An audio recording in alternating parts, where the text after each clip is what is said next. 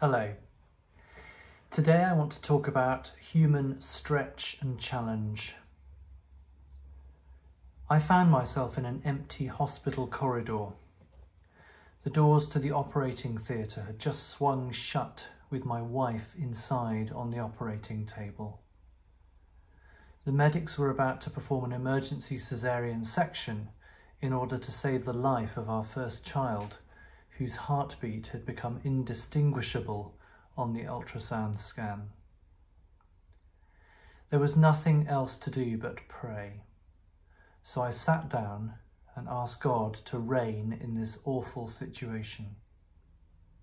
Emotion overwhelmed me, and the sense of desperation was immense.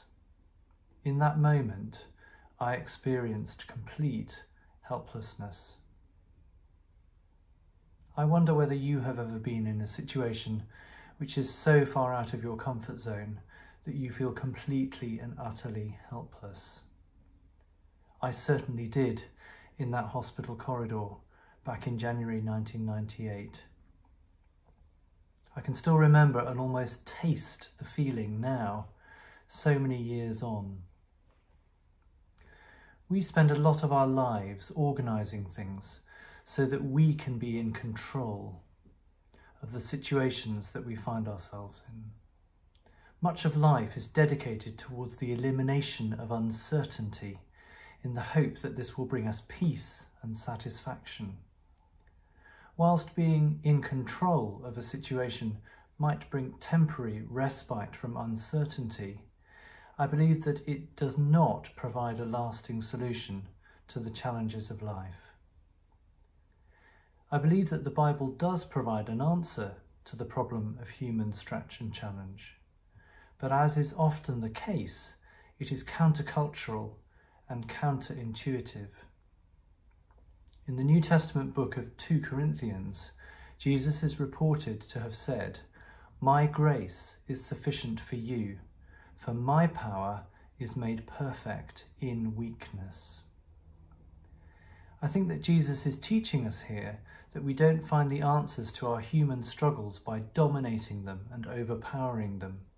Rather, we find the solution through accepting our own weakness and our inability to master the situation, and then by asking Jesus to provide us with his power, which is made perfect in weakness. I would testify that this was absolutely true to my own experience, waiting in that hospital corridor. I was stretched and challenged well beyond my capacity to do anything, but in that moment I believe that Jesus reached out and touched my soul and grasped me in his arms. I had nothing to offer, nothing to give, and yet through that complete surrender I gained everything that really mattered, his presence in my heart.